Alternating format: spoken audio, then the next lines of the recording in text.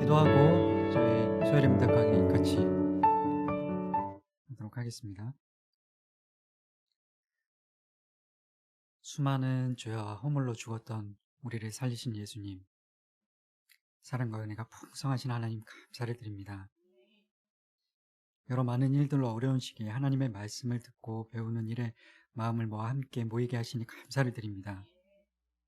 말씀만이 우리 삶의 모든 문제에 가장 탁월한 해답임을 믿습니다. 말씀의 능력을 의지하며 나아갈 때 성령님께서 우리와 함께 하셔서 몰랐던 진리에 대하여 눈이 밝게 떠지게 하여 주시옵소서. 그 진리로 세상의 모든 풍파를 이겨내고 진리의 말씀 안에서 참된 기쁨과 벅차오르는 뜨거운 감동을 경험하는 은혜의 시간이 되게 하여 주시옵소서. 전하는 자와 듣는 자 모두에게 지혜와 능력을 풍성히 부어주실 줄 믿으며 감사를 드리며 예수님 이름으로 기도드립니다. 아멘. 네.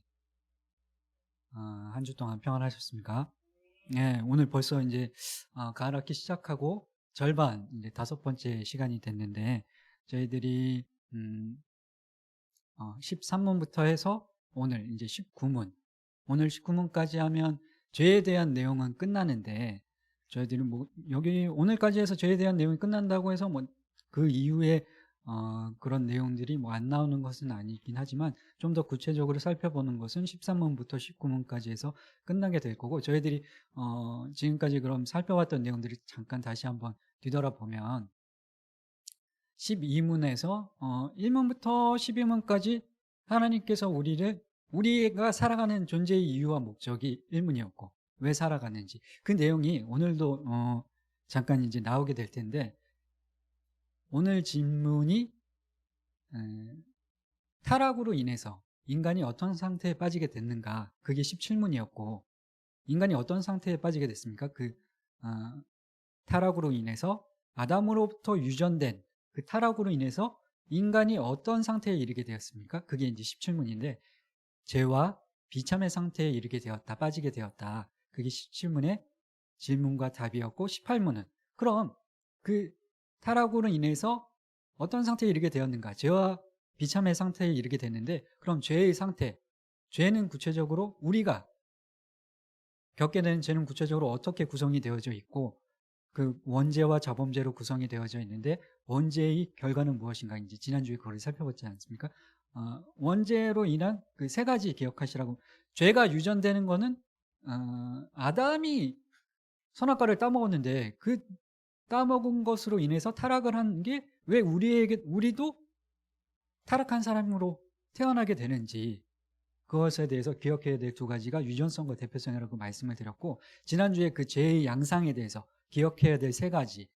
그러니까 죄도 원죄와 자범죄가 있는데 원죄와 자범 중에서 더 중요한 것은, 더 무거운 것은 원인이 되는 그 자범죄, 우리가 살아가면서 우리 스스로 짓게 되는 그 자범죄, 우리가 거짓말하고 미워하고 시기하고 간음하고 그런 모든 우리 스스로 자유의지로 짓게 되는 그 죄를, 그 근원을 거슬러 올라가 보면 원죄로부터 비롯된 것이다, 이렇게 말씀을 드렸는데, 그럼 그 원죄에 대해서 원죄의 결과로 우리가 기억해야 될 3가지 말씀을 드렸는데, 원의의 상실과 죄책, 그리고 인간 본성의 전적인 타락, 부패, 그 원죄인 3가지를 기억을 하셔야 된다, 이제 말씀을 드렸습니다. 오늘 이제 그럼 타락으로 인해서 인간이 죄와 비참의 상태에 빠지게 되었고, 죄에 대해서는 지난주에 살펴봤고, 그 우리가 짓는 모든 죄들의 근원이 거슬러 올라가 보면 원죄로부터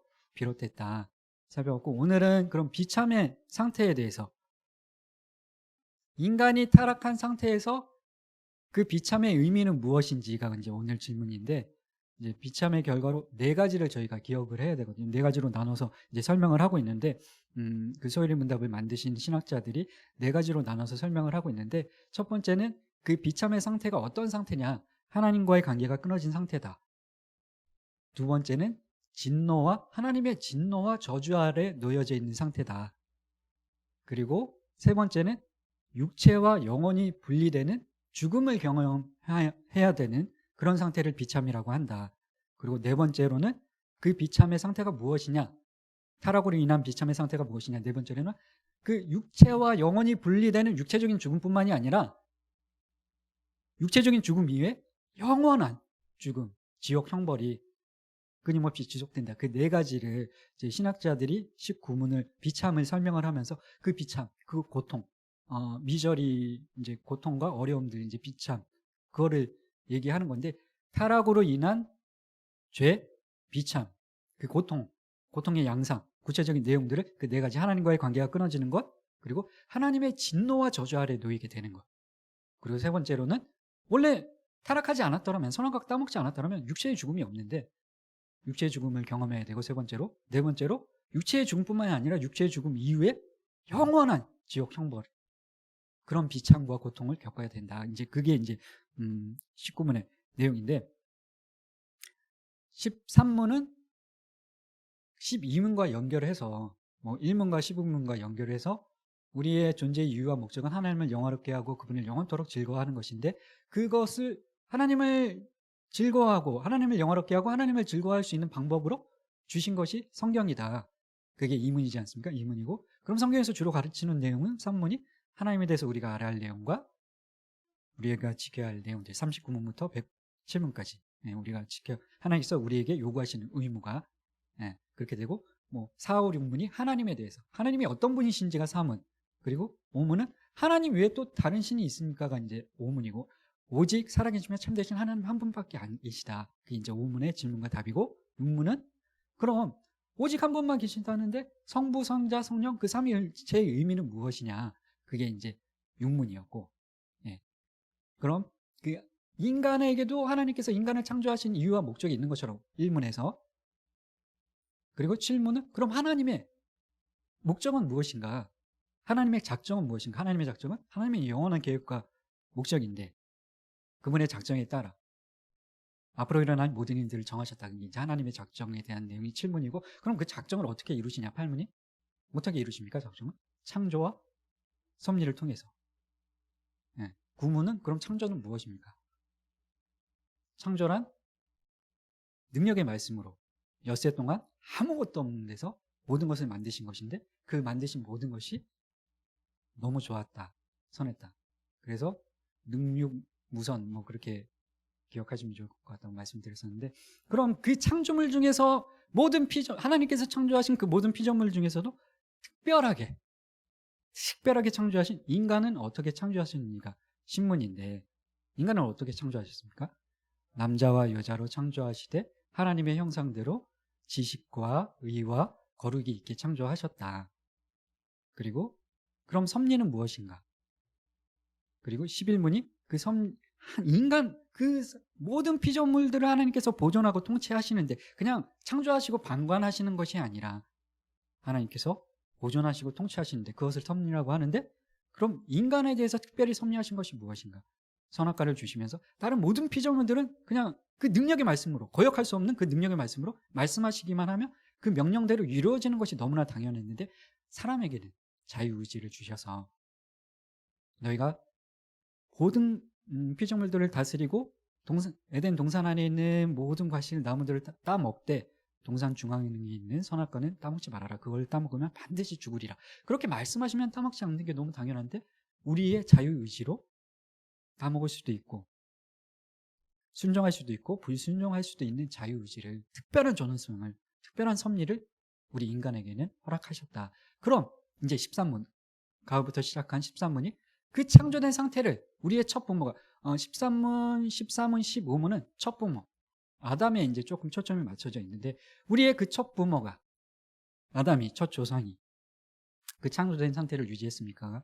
질문이었고 13문은 창조된 상태를 유지했습니까? 하나님께서 주신 그 자유의지로 하나님께 범죄하여 창조된 상태에서 타락하였습니다. 그게 13문이었고 14문은 그럼 하나님께 범죄하여 그 범죄라는 단어가 나오는데 죄가 무엇입니까가 13문이고 죄란 하나님의 말씀에 불순종하는 것이다. 하나님께서 하라고 하시는 일을 하지 않는 것과 하지 말라고 하시는 일을 하는 것 그것이 죄다. 그럼 15문에서 아담이 타락하게 만든 죄는 무엇이었습니까? 금지된 열매 하나님께서 따먹지 말라고 하신 그 열매를 따먹은 것이다. 그것이 15문이었고 16문은 그럼 아담이 타락하게 됐는데, 금지된 열매를 따먹어서 타락을 하게 됐는데, 그 타락이 아담이 범죄하여서 타락한 그 타락의 영향력이 우리에게도 영향을 미치고 있는가?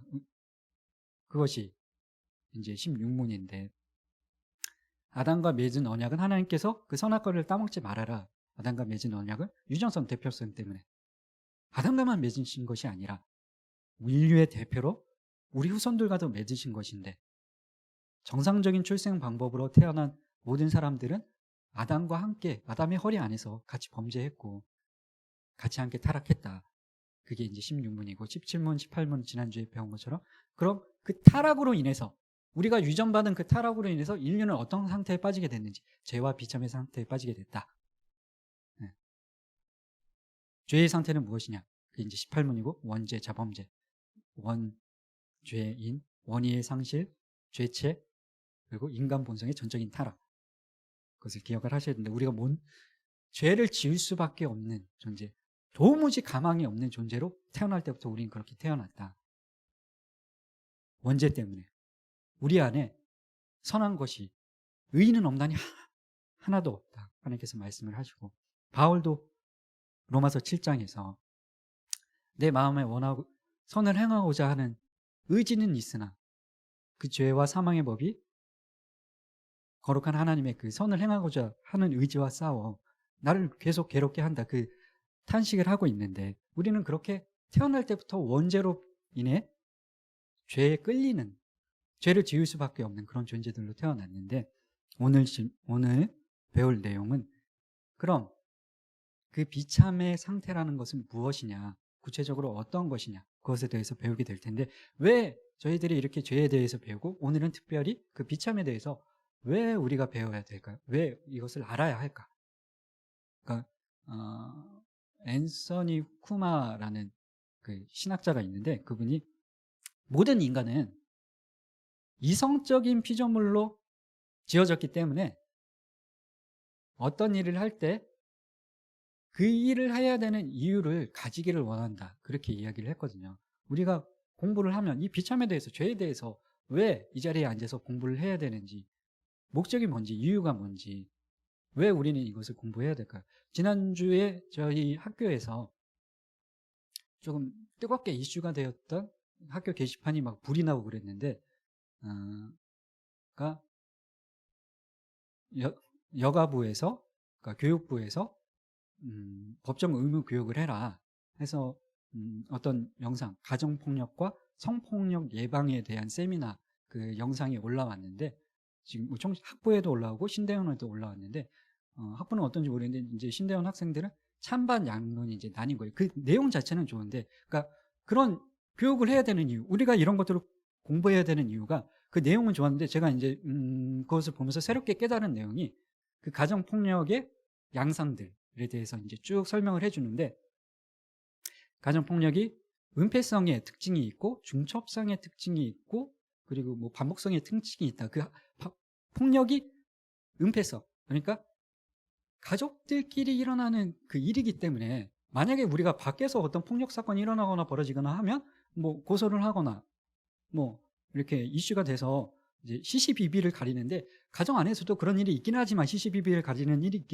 있기는 하지만 가족이니까, 남편이니까, 아내니까, 자녀니까 그냥 뭐 그럴 수 있는 거지. 한번 욱해서 그랬을 거야. 이제 나아지겠지. 그러면서 은폐성의 특징이 있다는 겁니다. 가정폭력에.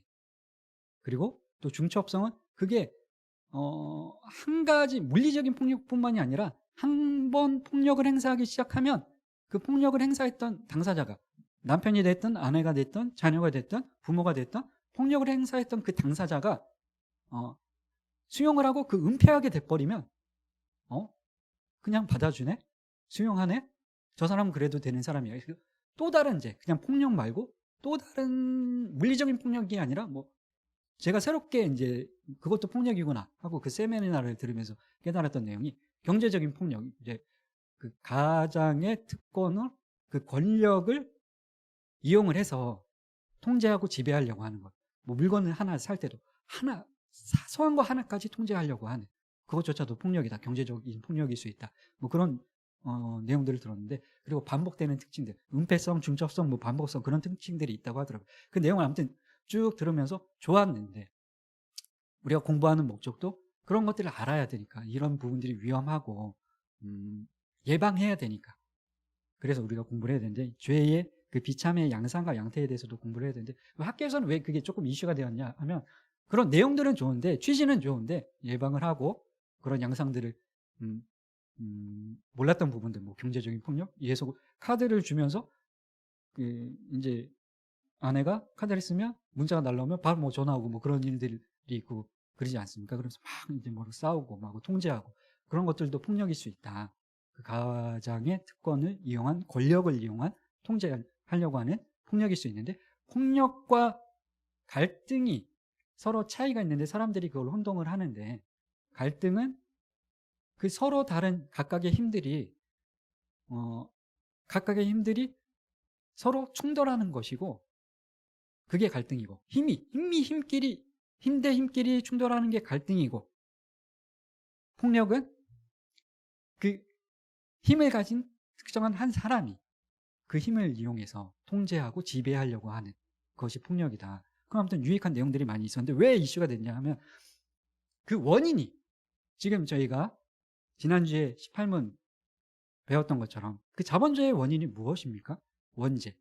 어쨌든 우리가 행하는 그 모든 악한 행위들, 더럽고 추악한 간음과 폭력과 시기와 미움과 다툼과 그 모든 행위의 원인이 거슬러 올라가면, 아담의 불순종과 죄로 인해서 그 자범죄들이 발생하게 된 것인데, 그 가정폭력의 원인을 거기서 어떻게 이야기를 하냐면, 그러니까 학교에서 만든 내용은 아닌데, 여가부에서 뭐 어떤 사람을 섭외해서 그 영상을 만든 건데, 젠더라는 단어를 사용을 하면서 성 역할에 대한 전통적인 의식이 잘못되었기 때문에,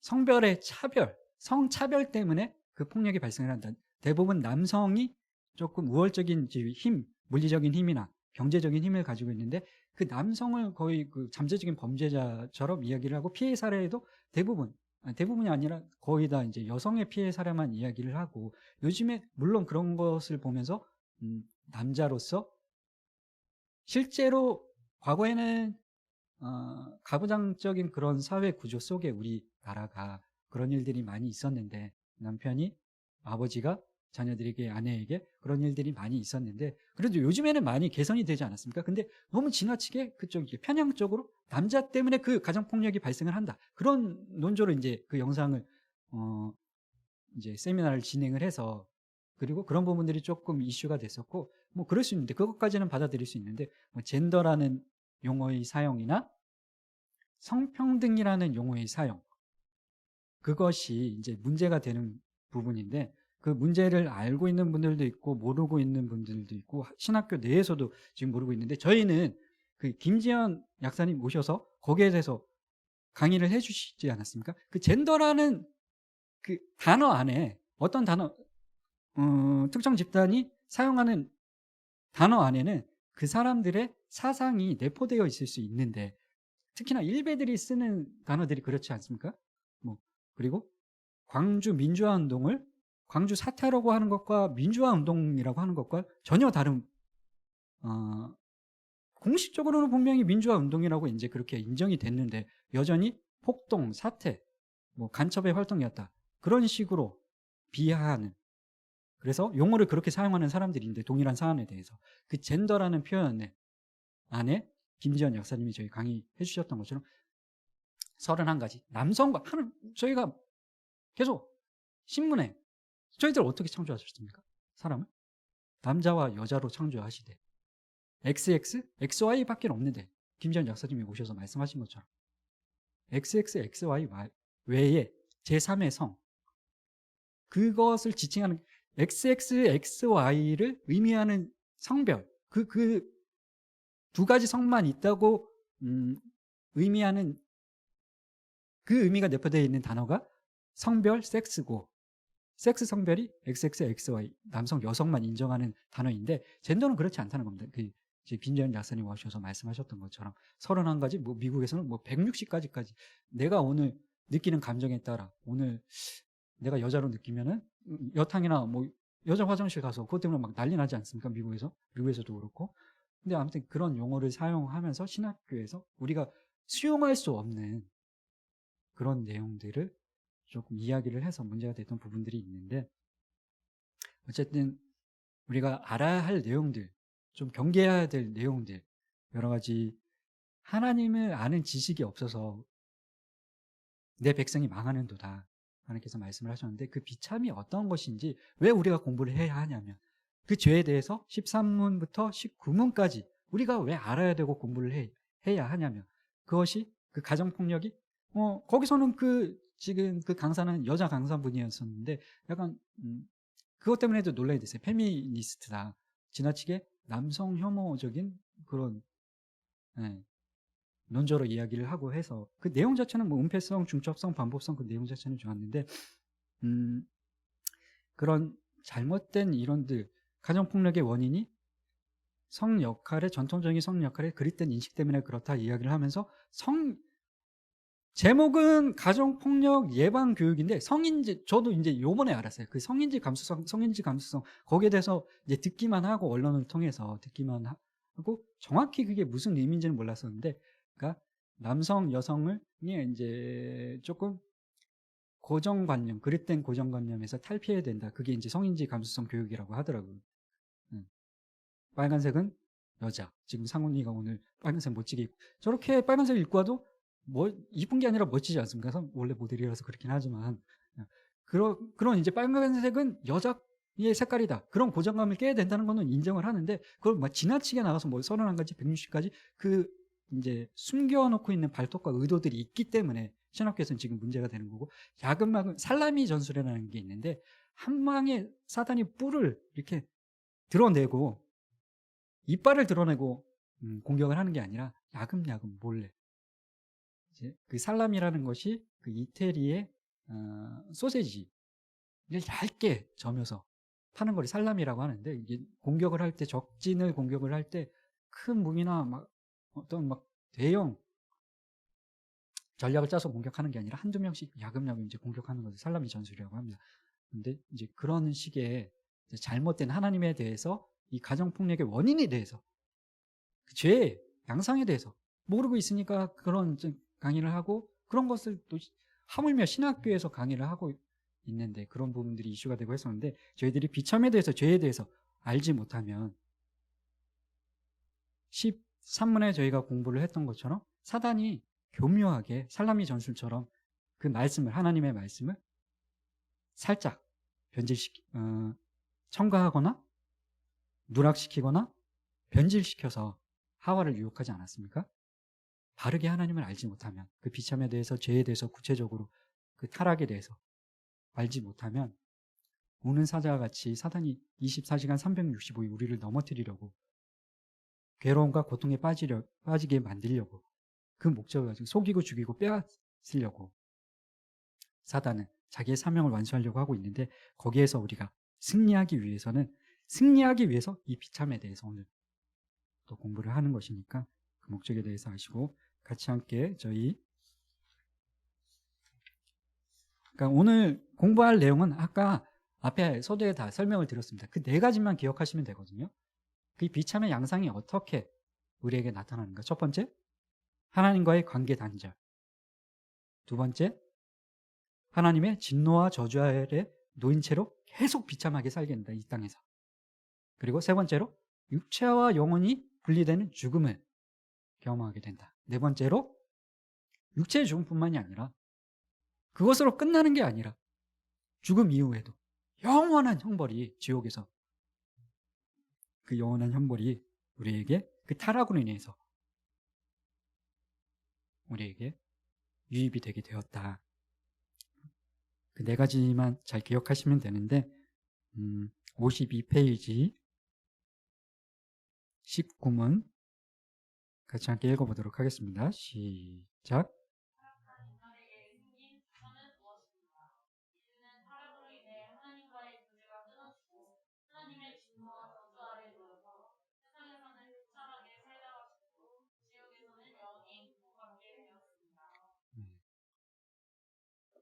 저희들은 문 19 위에 인간의 타락, 비참에 한번 동그라미 쳐보시고,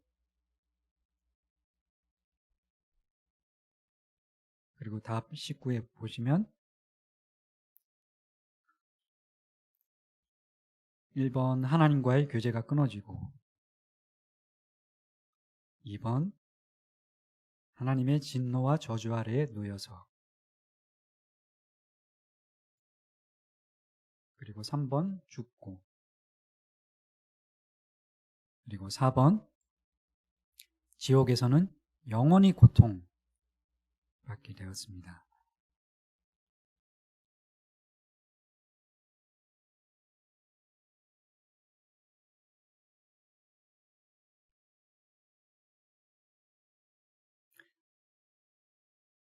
비참은 무엇인가? 1번이 뭐라고 되어 있죠?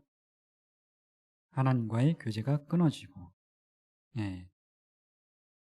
비참의 원인이, 그러니까 괴로움의, 고통의 원인이 가장 먼저 하나님과의 교제가 끊어진, 그 하나님과의 관계가 단절이 돼버렸다, 그렇게 이야기를 하고 있는데, 지난주에도 말씀을 드린 것처럼 사망의 정의에 대해서 세상 의학적으로 뭐 법학적으로 세상 사람들이 이야기하는 것은 시시각각 다를 수 있는데, 스리생이라는 그 드라마 이렇게 짧게 하이라이트를 제가 본 적이 있었는데, 그러니까 초년생 의사가, 레지던트인가 뭐 아무튼 초년생 의사가 그 자기 담당 환자가 이제 죽었는데 너무 그게 슬프고 안타까우니까, 그럼 죽으면은 사망 선고를 해야지 그 날짜를 간호사가 기록을 하고 그날 몇 날 며칠 몇 시에 사망했다, 그렇게 이제 쓰는 것 같은데, 근데 이제 너무 그 초년생 의사가 사망 선고를 못하니까 막 눈물 흘리면서 감정이 이입이 돼서 못하니까, 이제 그 누구야, 정경호? 네. 그 과장 되는 그 정경호가 와서 못하니까, 경험이 많고 하다 보니까 그 감정을 조금 절제를 하고 이제 자기가 사망 선고를, 시계를 보면서 사망 선고를 하게 되는데, 의학적으로는 그렇게 다를 수 있다는 겁니다. 사망 시점이 의학적으로도 다르고 법학적으로도 지난주에 설명을 드린 것처럼 실종하고 나서 뭐 1년 뒤, 5년 뒤 언제 그 사람이 돌아오는지, 그냥 일반 실종과 뭐 위급 실종, 뭐 그렇게 두 가지로 나뉜다고 그랬는데, 비행기 타고 가다가 실종, 뭐 전쟁 중에 실종, 뭐 배 타고 가다가 실종, 그런 것 같은 경우에는 1년만 해도 1년 동안만 기다리고 안 돌아오면 그냥 사망한 걸로 간주하고, 그냥 일반 실종은 5년 동안 기다렸다가 안 돌아오면 그때 그 시점으로 사망한 걸로 간주하고 상속자들한테 상속을 개시를 하고, 그렇게 세상적인 사망은 그 시점이 각각 다를 수 있고 정의가 다를 수 있는데, 진짜 성경적인 사망은 하나님과의 관계가 끊어지는 것이다. 우리가 그것을 경험하지 않았냐, 지난주에 이제 설명을 드린 것처럼 어거스틴이 나는 하나님 안에 있을 때만 평안합니다, 참 안식을 누릴 수 있습니다, 그렇게 어거스틴이 고백을 했는데, 비참, 고통, 괴로움을 겪게 되는 원인이 1번이 하나님과의 교제가 끊어지는 것이다, 그렇게 이야기를 하고 있는데, 하나님과의 관계가 단절되는 것이다. 우리를 사랑하시고 우리를 기뻐하시고 그 기쁨을 못 이게 하셨는데, 너무 사랑하셔서, 근데 우리 얼굴을 우리에게 돌리시고 진노와 저주를 품으시는데, 여기서 1문을 기억을 하실 수 있어야 되는데, 1문이 무엇입니까? 우리의 존재 이유, 우리 인생의 최고의 목적이 무엇입니까? 하나님을 영원롭게 하고 그분을 영원토록 즐거워하는 것입니다. 근데 그게 그때도 이제 말씀을 드렸던 것처럼, 나는 왜 살아야 하는가, 우리 존재 이유와 목적이 무엇인지, 궁극적인 삶의 이유와 목적이 무엇인지 계속 고민하고, 그런 문득문득 그런 생각이 들기도 하는데, 사춘기 때 뭐 20살 때 제가 그런 고민을 했다고 말씀을 드렸었는데, 뭐 물어보면, 교회에서 물어보면 하나님의 영광을 위해서 사는 거야, 뭐 그런 얘기를 들어도 전혀 이제 그 궁금증이 풀리지가 않고 이해가 안 됐었는데, 이제는 그 말이 무슨 의미인지 이해가 된다. 왜? 하나님의 영광을 위해서 살 때, 하나님 안에서 살 때 우리는 참된 평안과 안식을 누릴 수 있고, 그것이 하나님의 영광을 위해서 사는 것이 우리를 속박하고 우리를 얽어매는 게 아니라 나를 사랑하고 나의 계명을 지키는 자에게 하나님께서 천대까지 그 복을 베푸시겠다고 말씀을 하셨던 것처럼 그 출애굽기 20장 7절에 우상을 섬기지 말고 나를 사랑하고, 우상을 섬기는 자들은 3, 4대에 이르기까지 저주를 받고, 하나님의 저주를 받고, 그러나 나를 사랑하고 내 계명을 지키는 자들에게는 천대까지 내가 은혜를 베풀겠다, 하나님께서 말씀을 하셨는데, 그분의 영광을 위해서 사는 사람들을 하나님께서 은혜를 베풀어 주신다는 것입니다. 우리를 속박한다는 게 아니라 그분과 함께 교제하는 그 기쁨과 그분의 존재와 지혜와 능력과 거룩과 공의와 선함과 진실함이 우리의 것이 된다는 것입니다. 하나님을 영원하게 하고 그분을 영원토록 즐거워하는 그 삶이. 근데 타락으로 인해서 하나님의 말씀을 불순종하고, 그래서 그 아담이 타락함으로 인해서 죄가 들어오고 우리에게 타락의 유정인이 되고, 그 타락의 결과 우리가 죄와 비참한 상태에 빠지게 됐는데, 그 비참한 상태의 양상이 하나님과의 관계가 단절이 되는 것이다, 지금 이야기를 하고 있습니다. 죄를 지으면 저희들 창세기 3장 7절로 19절 같이 함께 읽어보도록 하겠습니다. 창세기 3장 7절로 19절 말씀.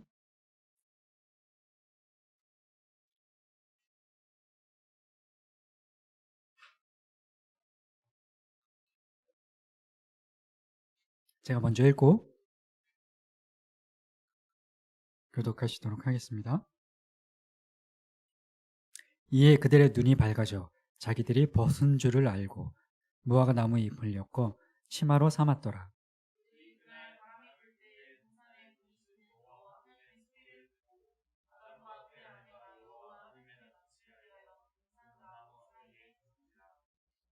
여호와 하나님이 아담을 부르시며 그에게 이르시되 내가 어디에 있느냐?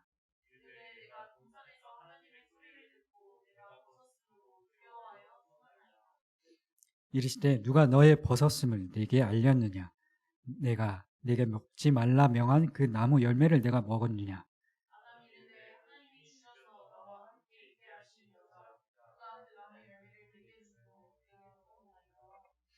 여호와 하나님이 여자에게 이르시되 내가 어찌하여 이렇게 하였느냐? 여자가 이르되 뱀이 나를 꿰물어 내가 먹었나이다.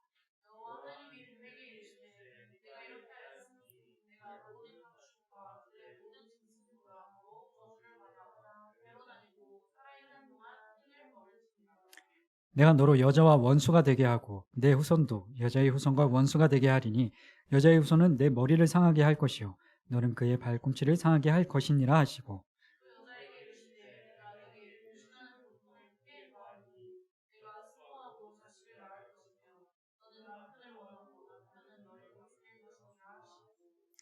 아담에게 이르시되 내가 내 아내의 말을 듣고 내가 네게 먹지 말라 한 나무의 열매를 먹었은즉 땅은 너로 말미암아 저주를 받고 너는 내 평생 수고하여야 그 소산을 먹으리라.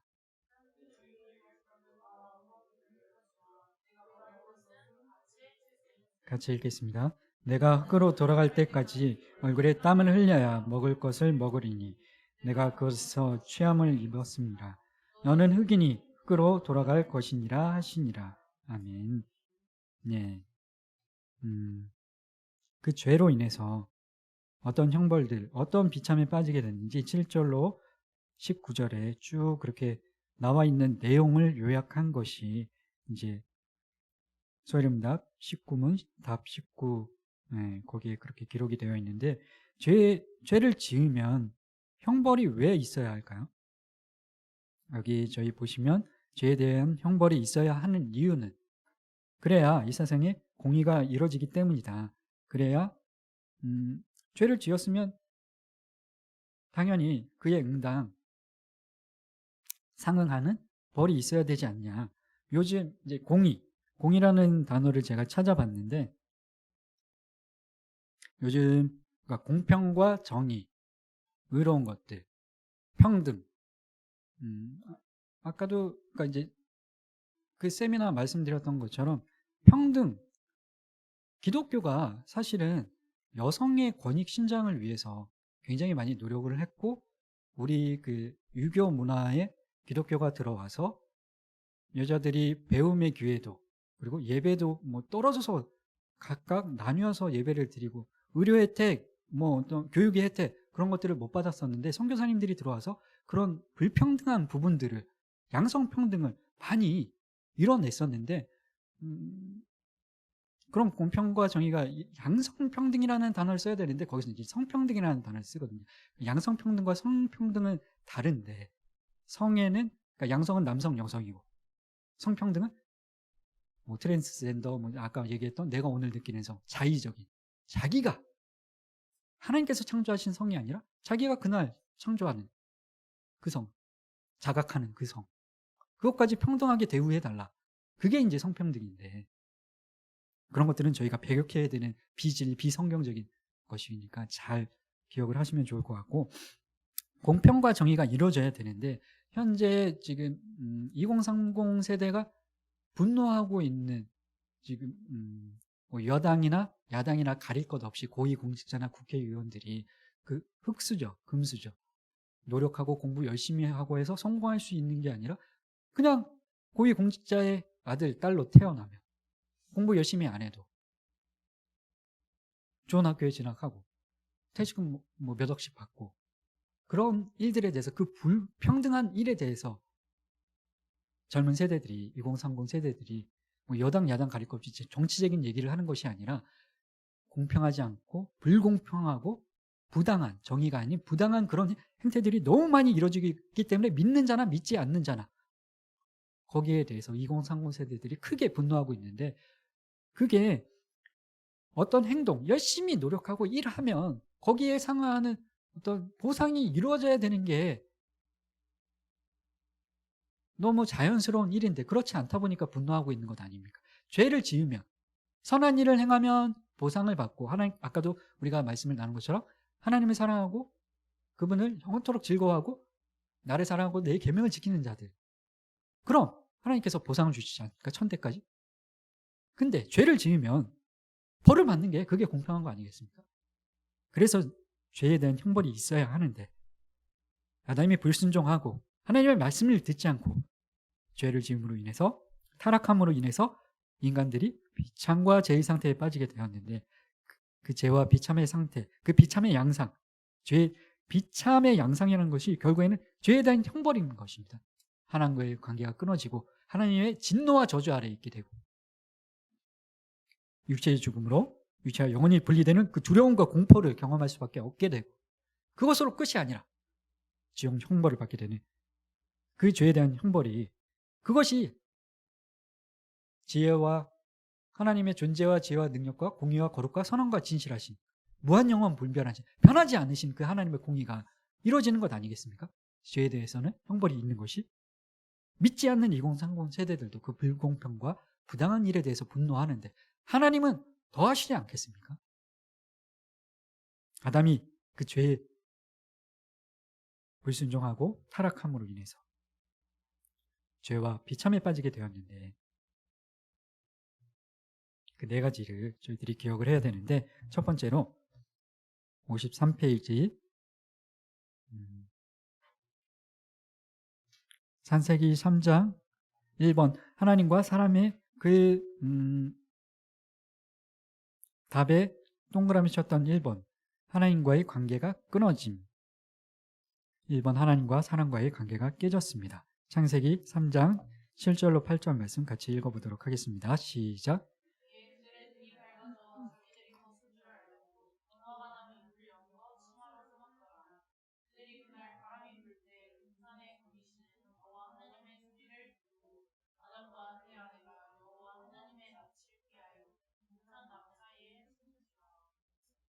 네.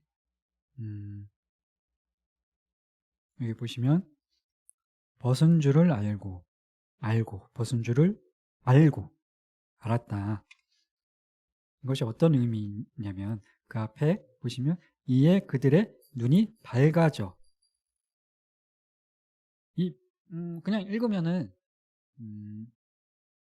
저는 그랬는데 좀 긍정적으로 이제 뉘앙스가 그렇게 느껴지지 않을까? 밝아졌다 그러면 뭐 시력이 좋아졌다는 거 아닌가? 긍정적인 거 아닌가? 근데 그렇게 생각할 수 있는데, 그게 아니라, 시력이 좋아졌다는 게 아니라, 그러니까 무언가를 본다는 것은 무언가가 볼 수 있는 대상이 존재한다는 거 아니겠습니까?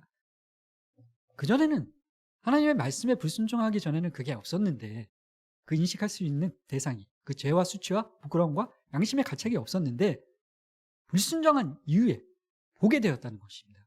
그게 존재하게 되었으니까. 죄가, 타락이 아담에게. 어떤 것이 그 선악과를 따먹고 나서 그 사단의 유혹에 하나님의 말씀보다 그 뱀의 말을 더 신뢰하고 하나님을 배신하고 하나님처럼 되려고 했던 그 죄가 자기가 그렇게 한 그런 행동을 한 이후에 수치와 양심의 가책이 자기 안에 생기게 된 것을 보게 되었다는 것입니다. 깨닫게 되었다는 것입니다. 그 전에 없었던 그 대상이, 그러니까 눈이 밝아졌다는 의미, 벗은 줄을 알고 그 수치심, 부끄러움, 양심의 가책이 생겼다는 것을 이제 보게 되었다는 것인데, 그것이 벌거벗으면 어떠합니까? 우리가 벌거벗은 채로 누구한테 이제 어렸을 때 많이 그렇게 혼나면 저도 사실은 그랬던 적이 있었는데, 요즘에는 뭐 그렇게까지 하면 뭐 신고하고 그러잖아요. 이제 그럴 수 없는데, 저도 어렸을 때 그랬던 적이 있었는데, 꽤 큰 나이였었는데, 초등학교 한 2학년, 3학년 그때였었는데, 그게 굉장히 수치스럽잖아요. 수치스럽고 부끄럽고, 그 수치심, 죄에 대한, 내가 하나님을 배신한 것에 대한, 하나님처럼 되고자 했던 그 교만, 양심의 가책, 하나님께서 그것을 심어주셨는데, 우리에게, 우리 안에 심어 놓으셨는데, 자신이 죄를 범함으로 인해서 가책을 느끼고 죄책감을 느끼고 부끄러움과 수치심을 느끼게 됐다는 것을 표현하는 것입니다. 그 벌거벗은 줄을 알게 되었다는 의미가. 결국 밑에 보시면 벌거벗은 것을 깨닫게 되었다. 수치심, 부끄러움, 양심의 가책이 생겼다. 그리고 그 밑에 같이 읽겠습니다. 시작, 다시 시작.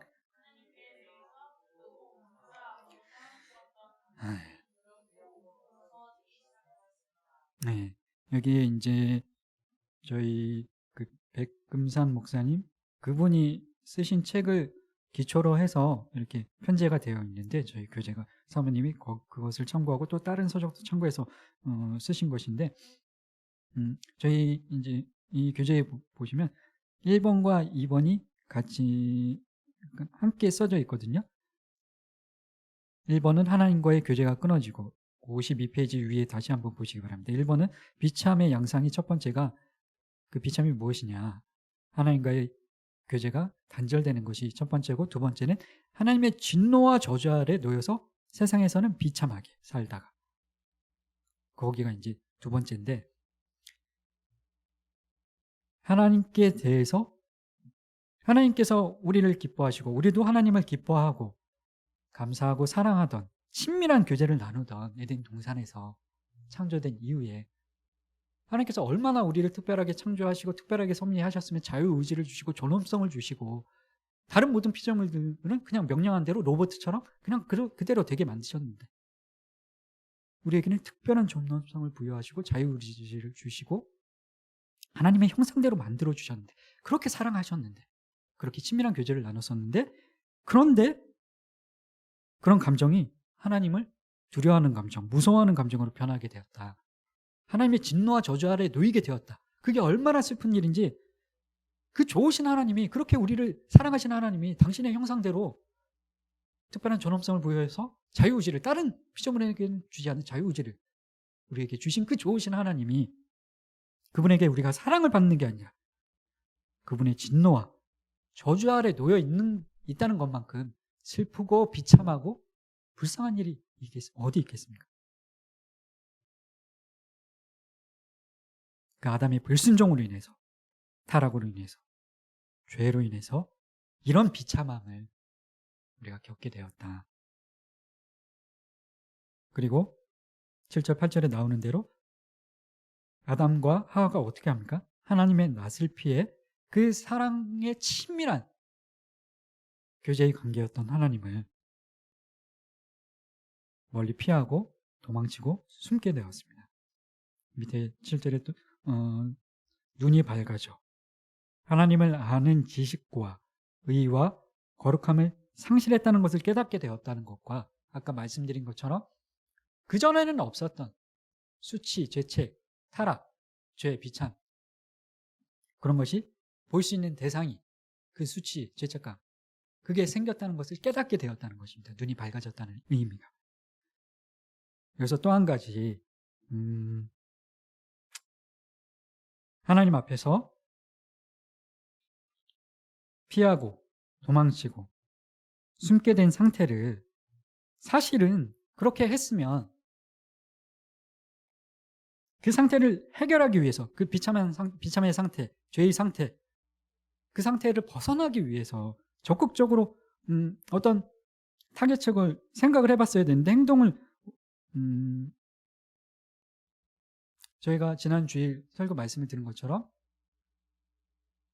죄를 지으면 회개해야 되고 그 견고한 진을 무너뜨리고 우리 안에 있는 그 쓴뿌리, 죄의 쓴뿌리들을 제거해야 되는데 견고한 진을 깨닫게 하셨으면 회개해야 되는데 그 회개의 구체적인 실천이 세 가지 무엇입니까? 첫 번째, 고백하는 것.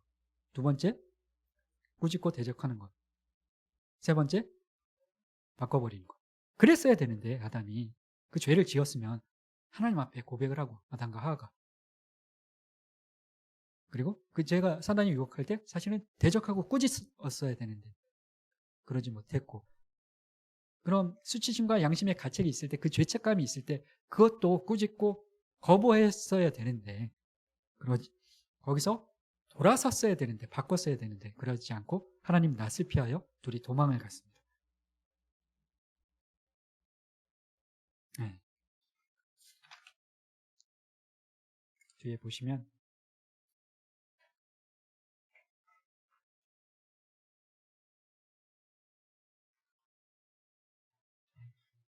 네. 거기서 그냥 그렇게 이제 고백하지도 않고 대적하고 꾸짖지도 않고 바꾸려는 어떤 적극적인 그런 노력과 의지도 없이 낯을 피하여 도망을 갔는데 거기서 끝난 것이 아니라 그렇게 해서 하나님과의 관계가 단절이 되지 않았습니까? 그게 이제 비참의 상태인데 거기서 끝난 것이 아니라 그 다음 또 괴롭고 고통스러운 일들을 맞이하게 되는데 그것이 무엇이냐? 여러분들은 천국에 대해서 그러니까 우리가 지금 아직은 천국에 가지 않았지만 이 땅을 살아가면서도 하나님께서 우리가 천국을 상상해 볼 수 있을 만한 유추해 볼 수 있을 만한 것들을 많이 우리에게 경험하게 하시고 그런 어떤 장소들 그런 것들을 사건들을 우리에게 경험하게 하시는데 여러분은 어떤 일에 어떤 사건에 어떤 장소에서 천국의 경험을 하신 적이 있으십니까? 저 같은 경우에는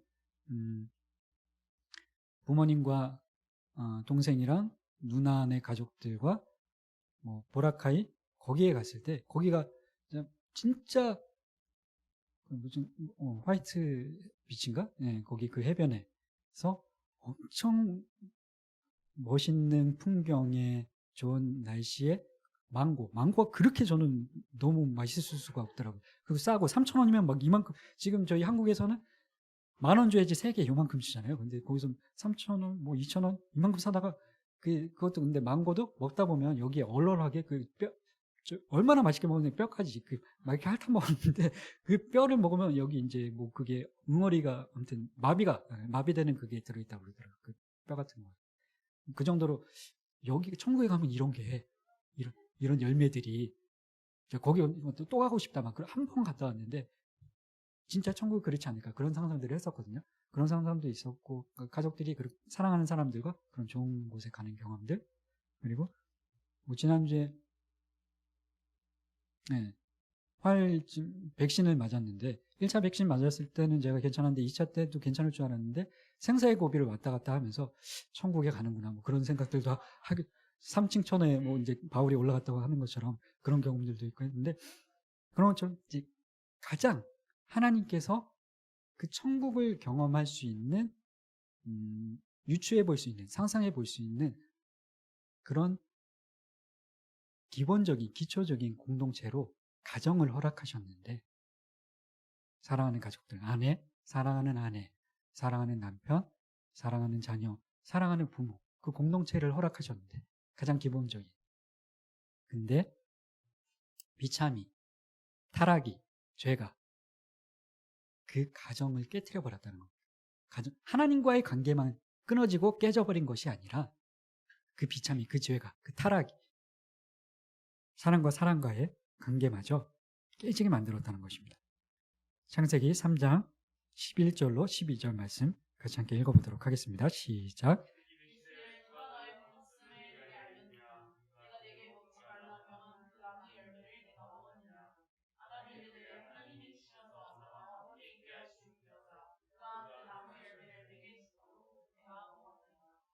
아멘. 네. 아담은 하나님께서 하와를 먼저 만드신 것이 아니라 아담을 먼저 만드시고 선악과를 따먹으면 반드시 죽으리라. 이 모든 에덴 동산에 있는 것들을 누리고 먹고 마시고 그 안에 있는 동물과 식물들과 즐겁고 행복한 기쁨의 그런 어떤 삶을 살게 해주셨는데 선악과는 따먹지 말아라. 반드시 죽으리라. 그 말씀을 직접 들은 인류의 대표였는데 모든 가장 큰 책임은 아담 한 사람에게 있었다. 그런데 아담이 11절, 12절에서 하나님께서 누가 네가 벗었다는 것을 깨닫게 했냐? 알게 했냐? 물어보시는데 네가 그 나무 먹었냐? 나무 열매를 먹었냐?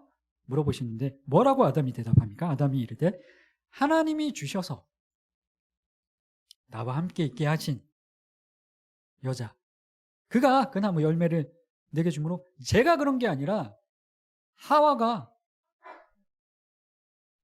자신의 그 책임을 회피하고 핑계하고 진짜 남자답게 그 대표로서 제 잘못입니다.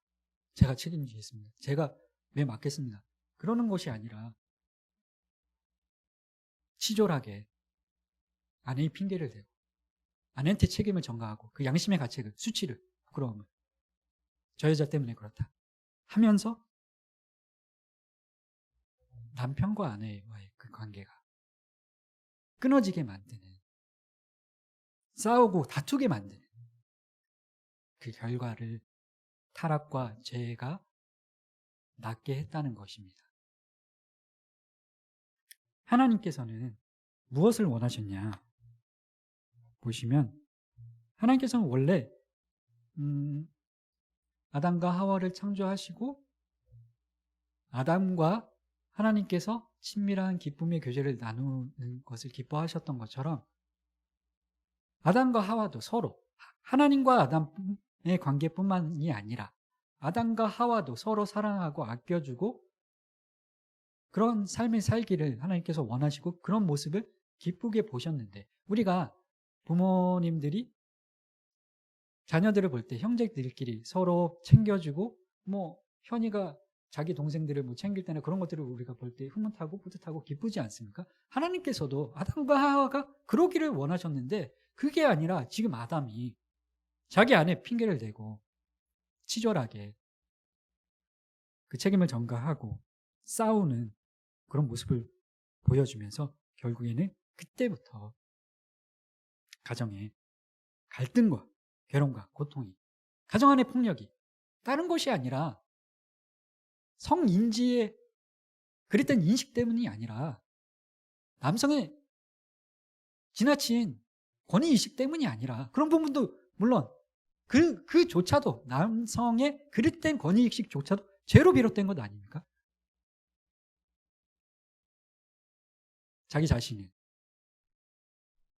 하나님처럼 생각하고 특별한 존재로 생각하고 가정 안의 폭력과 가정 안에 그 사람과의 관계가 깨지는 그 천국으로 허락하신 천국을 경험할 수 있는 장소로 허락하신 가장 큰 행복의 원천이 되어야 하는 그 가정이 때때로 우리가 살아가면서 얼마나 큰 공포와 두려움에 집에 들어가기도 싫고 쳐다보기도 싫고 같이 함께 있기도 싫고 그런 모든 괴로움과 고통이 어디로부터 비롯되었냐? 아담의 불순종과 타락과 죄와 그 비참의 양상으로 우리가 겪게 되는 그 고통이라는 것입니다.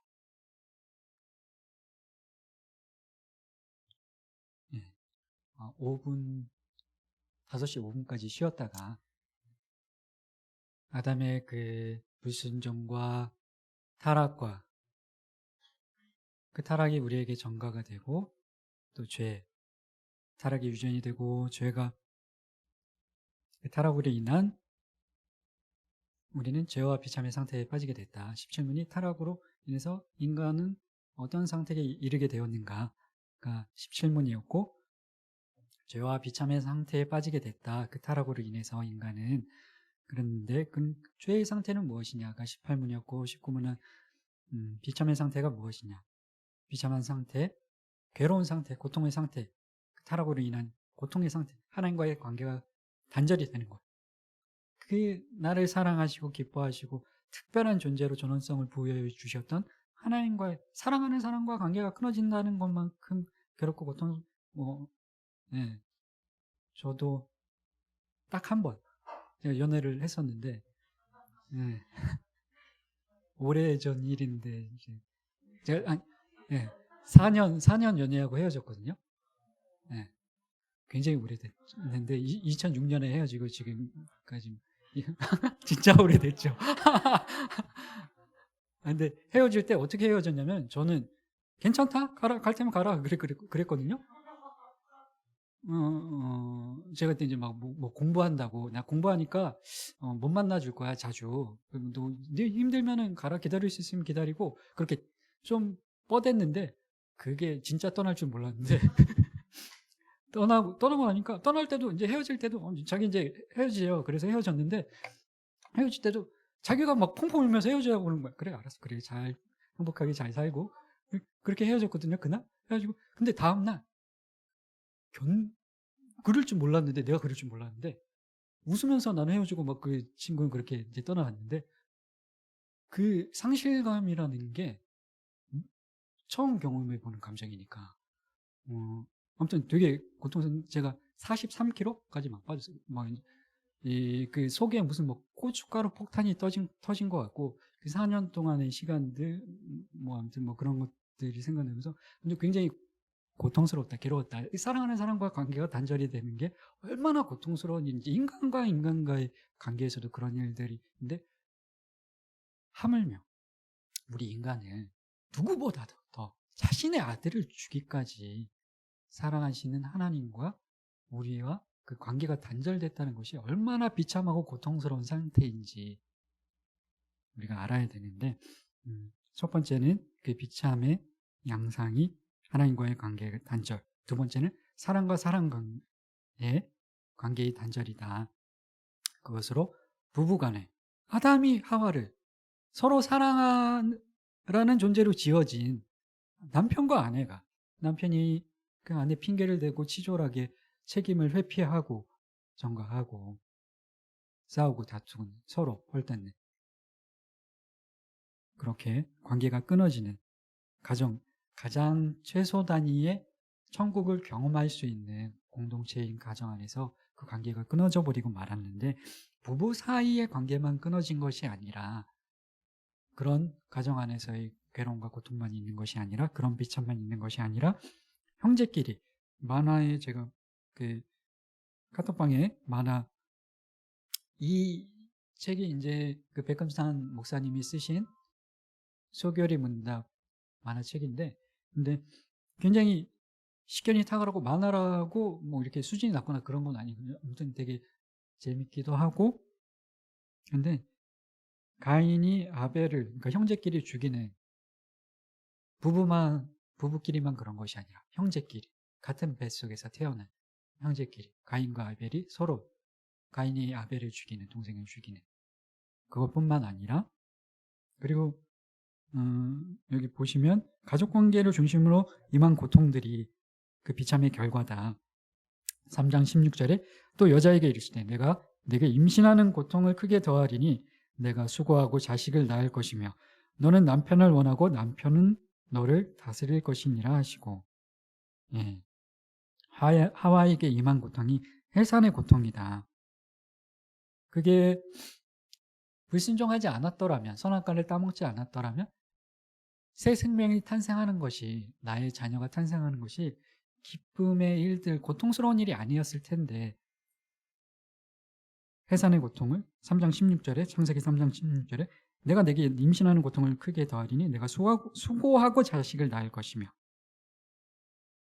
해산의 고통을 겪게 되는 그런 비참한 결과가 이어졌고, 근데 출산 때 고통을 겪는 것뿐만 아니라 이거는 뭐 하와에게만, 아내에게만 그런 것이 아니라 아내와 남편 두 부모가 모두에게 해당되는 이야기이기는 한데, 자녀를 바르게 양육해야 하는 막중한 책임과 자녀들의 삶에 대한 염려로 평생 부모로서의 무게를 져야 된다. 제가 여기 만화 올려드린 거 좀 찔렸던 부분이 40대 노총각에 결혼을 해야 독립.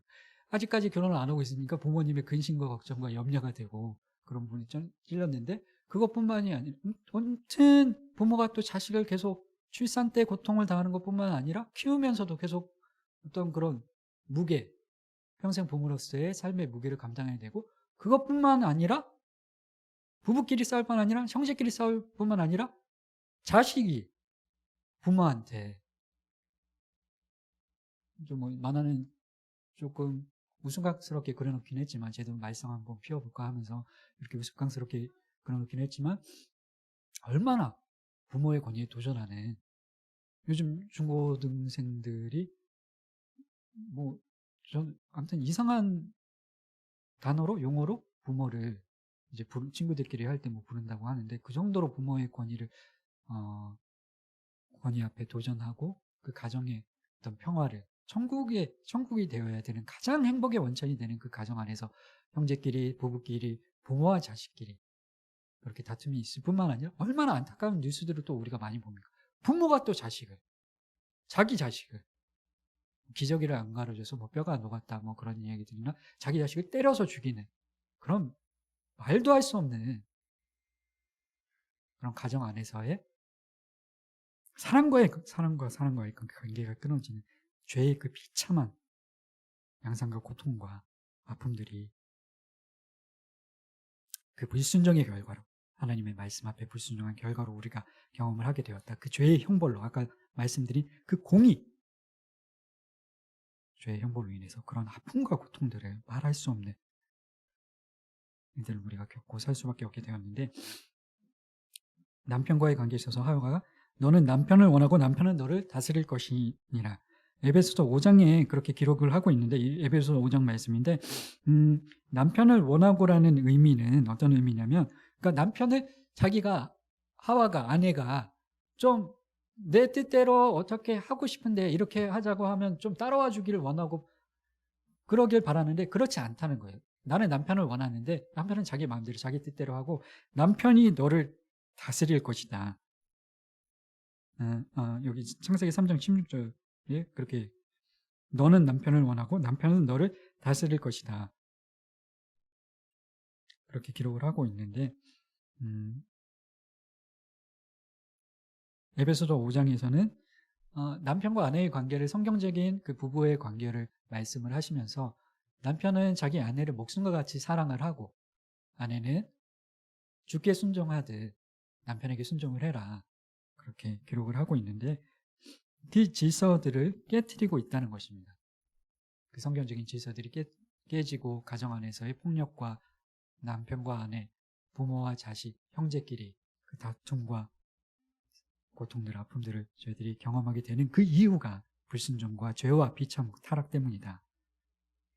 55페이지에 아담에게 생긴 비참함.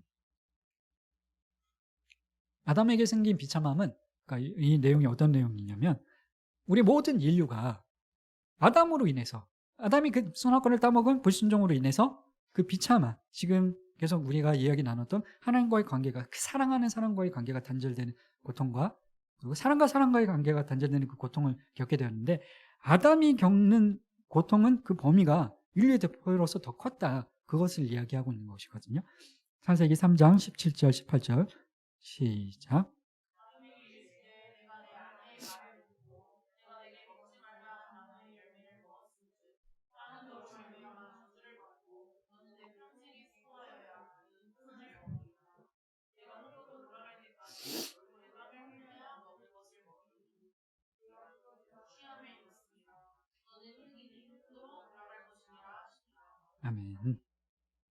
네.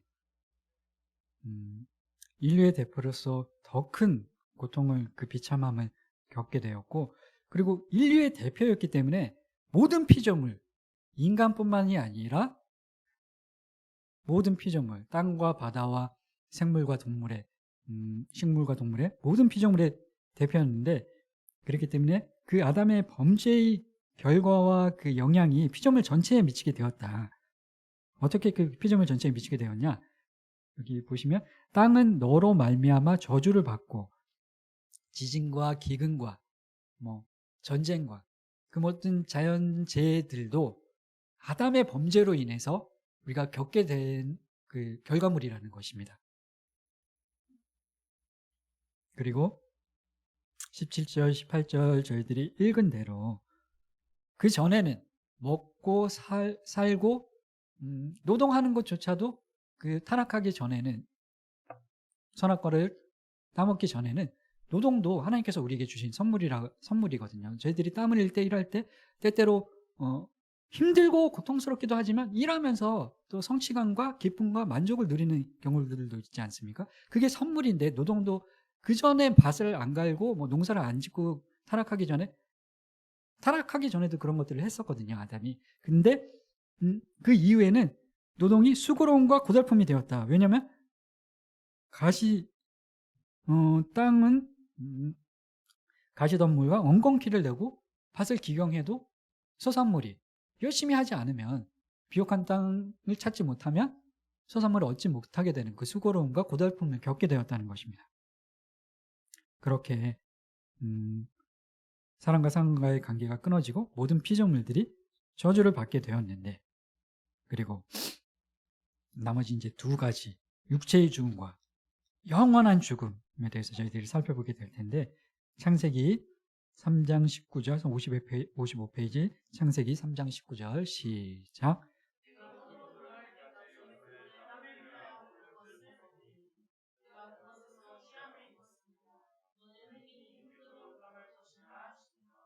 아멘. 여기서 흙으로 돌아갈 것이니라. 저희들이 이제 사망을 하고 장례식을 치르면 장지에 가서 땅에 시신을 이렇게 묘지에 안착을 시키지 않습니까? 시간이 흐르면 또 흙으로 돌아가게 되는데, 그렇게 육체적인 죽음을 맛보게 되었다는 것입니다. 그 비참함의 양상이 이렇게 드러나게 되는데, 육체적인 죽음을 맛보게 될 때 육체와 영혼이 분리가 되는데, 이게 밑에 보시면 성경적인 그 죽음의 정의는 자연적인 것이 아니라, 그러니까 이 육체적인 죽음의 정의가 자연적인 것이 아니라 그냥 세월이 흐르고 나이가 이제 노쇠해져서 자연스럽게 사망하게 되는 그런 것이 아니라, 하나님의 심판과 저주와 흉벌로 육체의 죽음이 비참함으로 우리에게 나타나게 되었다. 그러니 이제 이야기를 하는데, 그 근거로, 왜냐하면 그게 자연스러운 어떤 자연의 현상이라면 죽음에 대해서 사고로 죽거나 뭐 아니면 그냥 사고로 죽거나 나이가 오래돼서 노쇠해서 죽게 되거나 하면 그냥 죽을 때 그 죽음에 대해서 공포나 두려움을 느끼지 않을 텐데, 저주와 죄와 형벌이기 때문에 자연스러운 것이 아니라, 그럼 자연스러운 것이면 그냥 자연스럽게 흙이니 흙으로 뭐 공기, 먼지, 뭐 자연으로 돌아간다, 그렇게 생각하는 사람들도 있는데, 불교에서 뭐 그런 식으로 이야기를 하는데, 자연스러운 것이 아니라 하나님의 저주와 죄와 형벌로 우리 육신의 죽음이 인간에게 나타나게 되었다. 그리고 마지막으로 영원한 죽음, 그 비참의 네 번째 영원한, 첫 번째 하나님과의 관계 단절, 두 번째는 평생 육신의 이 땅에 살아갈 때 하나님의 진노와 저주 아래 비참하게 살다가, 세 번째 육신의 죽음을 경험하게 되고, 네 번째 육신의 죽음 이후에도 그것이 끝이 아니라 영원한 형벌을 받게 되는데, 죄값은 단지 육체와 영혼의 분리에서 끝나는 것이 아니라 영원한 지옥의 형벌과 고통이 있다고 말씀을 하고 계십니다. 성경에서 지옥을 많이, 이제 예수님도 말씀을 하셨고 구약에도 지옥에 대한 설명과 묘사들이 많이 등장을 하고 있는데 이사야 66장 24절 같이 읽어보도록 하겠습니다. 시작.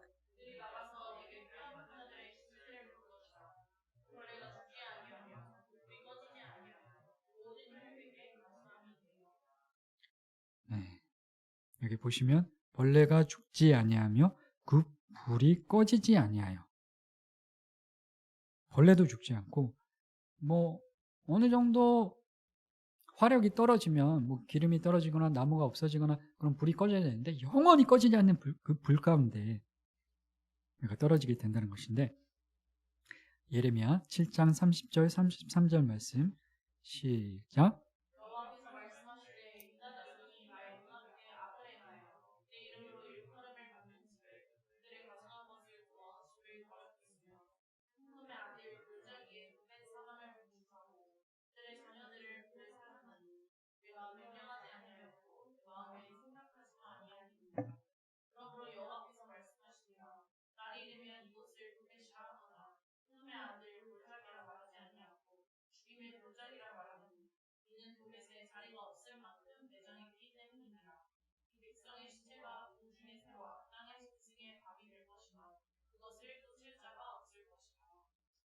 네. 그 흰 놈이 어디냐면 예루살렘 남서쪽에 위치한 그 실제 있었던 지역이었는데 거기가 어떤 곳이냐면 우리 그 난지도에 보면 거기에 옛날에는 쓰레기를 다 거기에 모아서 거기서 태우고 그렇게 소각하지 않았습니까? 지금도 우리 저기 수원에도 이제 소각장이 있는 것처럼 소각장, 쓰레기 소각장이었는데 다 모든 그 쓰레기들을 모아서 소각하는 냄새나고 더럽고 사람들이 별로 좋아하지 않는 그런 장소였는데 그냥 쓰레기를 그렇게 소각할 뿐만 아니라 쓰레기를 소각하면서 얼마나 그 불이 뜨겁게 막 불타오르는데 여기 이 만화 이 교재 보시면 굉장히 강력하게 아무튼 무섭게 그렇게 그림을 그려놨거든요. 저기 카톡에 제가 올려드리지는 않았는데 그 흰놈의 골짜기에서 쓰레기를 소각할 뿐만 아니라 근데 쓰레기만 소각하는 게 아니라 냄새나고 더럽고 그 쓰레기를 소각하는 장소였을 뿐만 아니라 거기에 자신의 자녀들을 아까 우리가 봤던 것처럼 뭐 뉴스 지상에 나오는 것처럼 때려서 죽이고 기저귀를 안 갈아줘서 죽이고 그런 것처럼 자신의 자녀들을 인신 공양하는 거기다 던져서 화형시키는 그런 장소였다고 합니다. 흰놈이라는 장소가. 그래서 여기 보시면 흰놈 거기를 죽임의 골짜기라 말할 것이다. 이 백성의 시체가 공중의 새와 땅의 짐승의 밥이 될 것이나 그것을 쫓을 자가 없을 것이라 그렇게 이야기를 하고 있는데 가장 구약의 선지자들은 그러니까 그 흰놈을 우리가 시각적으로 그때 그 당시에 이스라엘 백성들이 알고 있었던 그 흰놈을 지옥으로 비유해서 끔찍한 장소로 지옥에 빗대어 표현을 했고 신약에서는 그 흰놈을 이제 게헨나라고 했는데 그 구약의 흰놈의 골짜기를 말하는 것입니다. 이제 그렇게 지옥불 영원히 꺼지지 않는 불 가운데 이사야 66장 24절에도 기록이 되어 있고 예레미야 7장 30절 33절에도 기록이 되어 있고 영원히 꺼지지 않는 불 가운데 우리가 떨어져서 고통을 당하게 되는데 마태복음 지옥에 대해서 사실은 가장 많이 말씀하신 분이 선지자들도 이사야도 이야기를 하고 예레미야 선지자도 이야기를 했는데 예수님께서 지옥에 대해서 가장 많이 신약에서 말씀을 하셨다고 합니다. 마태복음 13장 40절 42절 시작.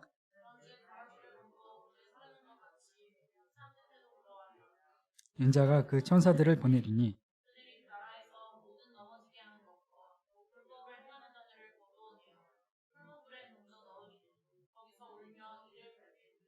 아멘. 네. 여기 보시면 밑에 기록되어 있는 것처럼 풀무불이 구약의 그 흰놈의 골짜기를 생각하게 하는 곳이다. 그 신약에서도 동일하게 이야기를 하고 있다. 하나님을 믿지 않고 죄를 가지고 있는 사람들은 그 풀무불에 던져져서 영원히 꺼지지 않는 그 불에 던져져서 고통을 당하게 되는데 사람이 겪는 그 생명이 있는 상태에서 겪을 수 있는 가장 큰 고통이 화상이라고들 하는데 그 불 속에서 육신의 죽음 이후에 그것이 끝이 아니라 예수님을 믿지 않고 지옥에 가는 사람들은 영원히 꺼지지 않는 그 불 가운데 지옥의 형벌을 받게 된다는 것입니다. 마태복음 25장 41절 시작.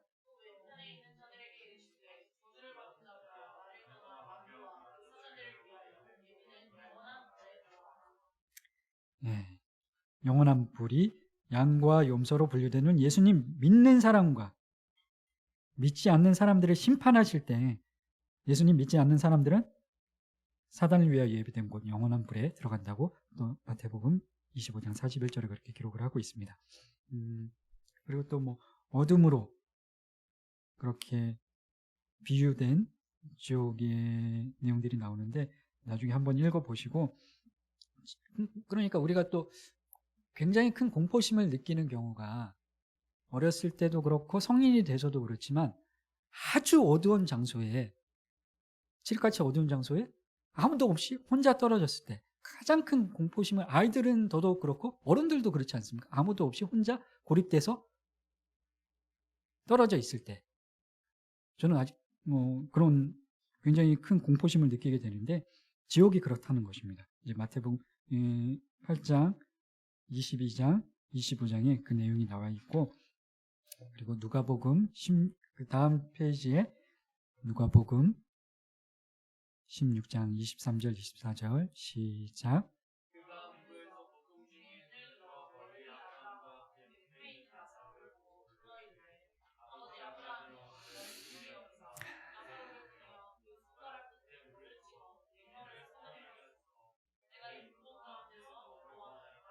아멘. 예.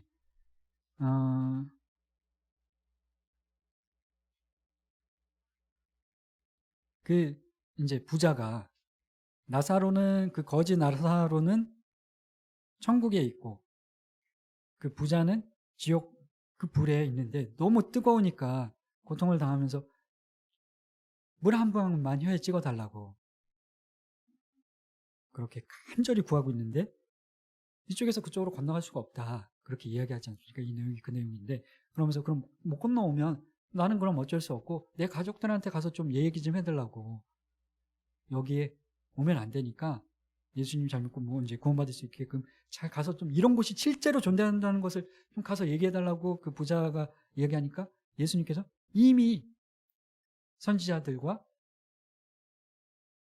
복음을 전하는 자들이 이미 전했다, 알고 있다, 그들도 들었다, 못 들은 것이 아니다 말씀을 하고 계시는데, 그러니까 예수님을 아직 모르는 자들에게 우리가 그 예수님을 전할 사명이 있다는 것을 꼭 기억을 하시기 바랍니다. 우리가 전하지 않으면 그들이 지옥 형벌에 그 고통과 아픔을 겪을 수도 있다는 것을 기억을 하시고 우리의 사명들을, 하나님께서 주신 그 지상 명령을 기억을 하시기 바랍니다. 마태복음 10장 28절 시작.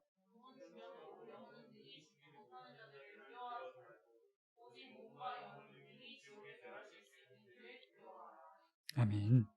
예.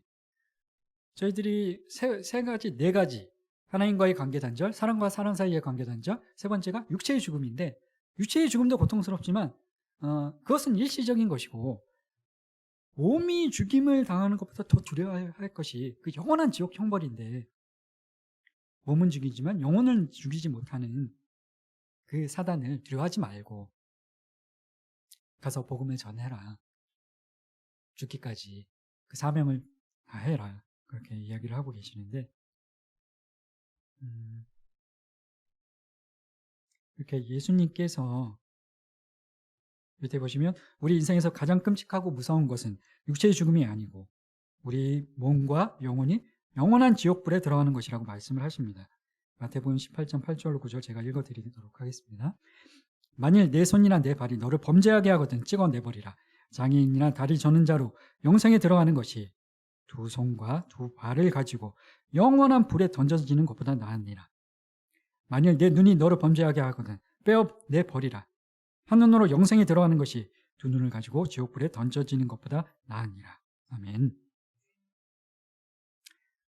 지옥불에 떨어지는 것이 죄의 결과인데 그것이 얼마나 두려운 것인지 우리가 배우기 위해서 지금 이 비참함, 아까도 서두에 말씀드렸던 것처럼 그 폭력 예방을 위해서 세미나를 하는 것과 마찬가지로 그 이상으로 우리는 하나님의 말씀을 알지 못하면 내 백성이 지식이 없으므로 망하는도다. 그냥 가정 안에서의 그 폭력의 고통으로 경험을 당하는 것으로 끝나는 것이 아니라 죽음 이후에도, 육체의 죽음 이후에도 이 지옥 형벌을 우리가 당하게 된다는 것을 우리가 알아야 한다. 그래서 말씀을 하고 계시는데 59페이지 예수님은 지옥에 대해 많은 말씀을 하셨습니다. 왜냐하면 예수님이 지옥에 대해 가장 잘 아시는 분이기 때문입니다. 그래서 지금 이 땅에서 하나님과의 관계가 끊어지고 가난해지고 질병에 걸리고 전쟁이 일어나는 차원 정도가 아니라 심지어 우리의 육체가 죽는 것보다 더 무서운 것은 영원히 꺼지지 않는 지옥불에서 영원토록 하나님의 심판을 받게 되는 것이라고 가르쳐주고 계십니다.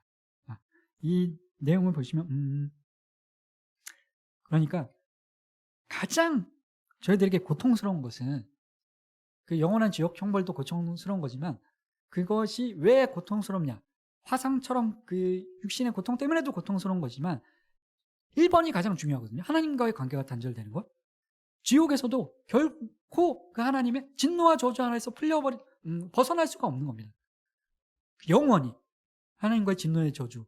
제가 아까 말씀드렸던 것처럼 제가 헤어질 때는 몰랐는데 그러고 나서 제 안에 막 그 내부 장기들 가운데 무슨 고춧가루 폭탄이 터진 것처럼 밥도 못 먹겠고 그 관계가 좋아했던 사람과의 관계가 단절되다 보니까 그 정도로 고통을 크게 겪었었는데 아침에 일어나는 것도 싫고 그냥 계속 꿈속에 있었으면 좋겠고 막 그런 정도의 고통이었는데 그 지옥불에 빠지게 되는 것, 영원한 지옥 형벌을 받는 것, 그게 고통스러운 이유가 영원히 하나님과의 관계가 단절되는 것이기 때문이라는 것을 우리가 꼭 기억해야 되겠습니다. 계시록 20장 14절 15절 같이 읽도록 하겠습니다. 시작.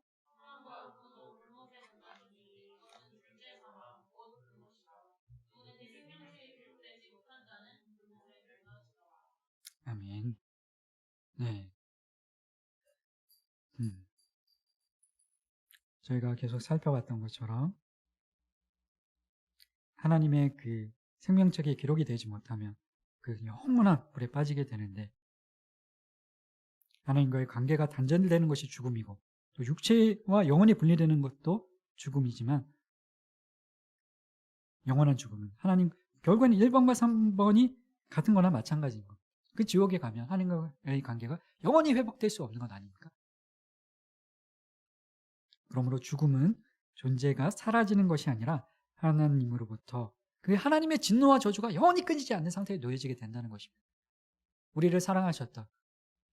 내가 좋아하던 아내와 남편이 떠나가고 이혼을 하게 되고 실연을 하게 되고 그 이상의 고통과 아픔을 영원히 겪게 된다는 것인데 다시 한번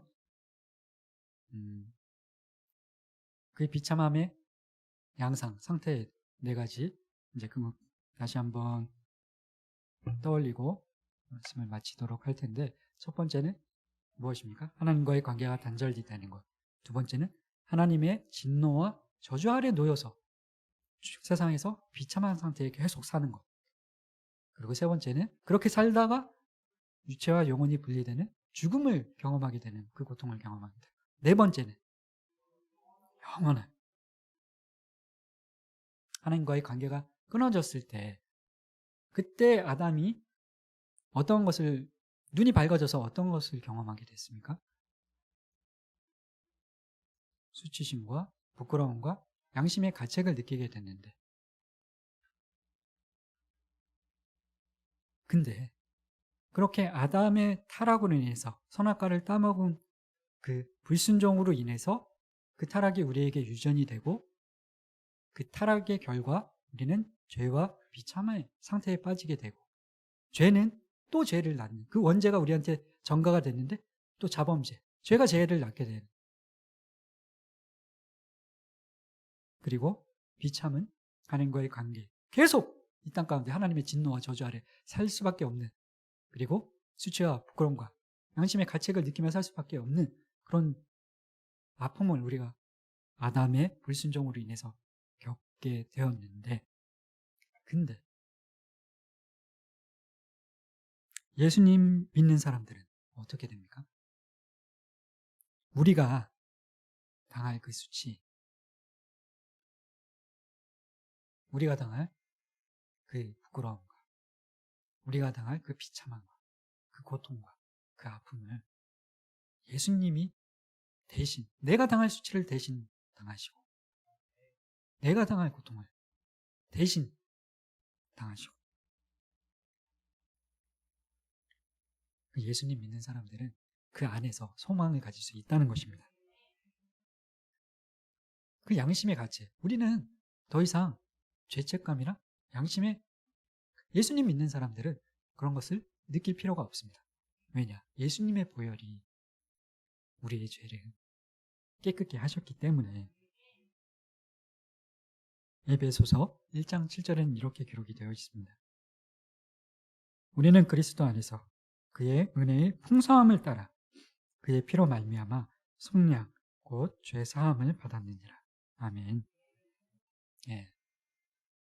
아담의 타락으로 인해서, 불순종으로 인해서 죄와 비참의 상태에 빠지게 되고 하나님과의 관계가 단절이 되고 수치와 부끄러움과 양심의 가책과 하나님의 진노와 저주 아래 놓이게 되었는데, 근데 예수님을 믿음으로 인해서 우리는 예수님이 대신 그 일들을 감당해 주심으로 인해서, 감당해 주심으로 인해서 우리는 구원과 소망을 누리게 되었습니다. 그런데 그럼 반대로 아직 예수님 믿지 않는 사람들은 어떤 상태에 빠져 있는 것입니까? 그럼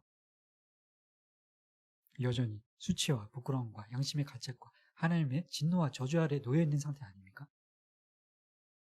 하나님께서 그 영혼들을 구원하기로 작정하신 그 계획을 반드시 이루실 분이시지만 우리가 하루라도 빨리 가서 복음을 전하지 않으면 우리의 남편에게, 우리의 사랑하는 부모님, 자녀에게 그 복음을 전하지 않으면 여전히 그 사람들은 죽어있는 상태로 하나님의 진노와 저주 아래서 괴로움과 고통을 하는, 예수님 믿기 전까지는 계속 그 상태에 빠져 있을 수밖에 없다는 것을 안타까운 마음으로 기억을 하시고, 내 남편을 위해서,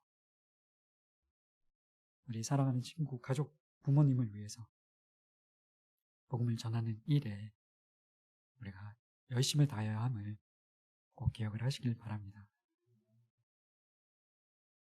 우리를 구원하신 그 예수님의 그 사랑이, 그 은혜가 얼마나 넓고 깊고 높고 큰지, 그 사랑을 우리만 누리는 것이 아니라 아직 예수님을 믿지 못해서, 나는 믿지 않아도 내 남편은, 우리 부모님은, 우리 자녀는 아직 그냥 평안하게 잘 살고 있다, 본인들도 그렇게 이야기한다, 그게 진짜 평안이 아니라 가짜 평안이라는 것입니다. 우리는 오직 하나님을 영화롭게 하고 그분을 영원토록 즐거워하고 그분 안에 있을 때만 진정한 기쁨과 참된 평안을 누릴 수 있다는 것을 그들에게도 알리고 우리도 경험하고 누리는 삶을 살아가실 수 있게 되시길 축복합니다.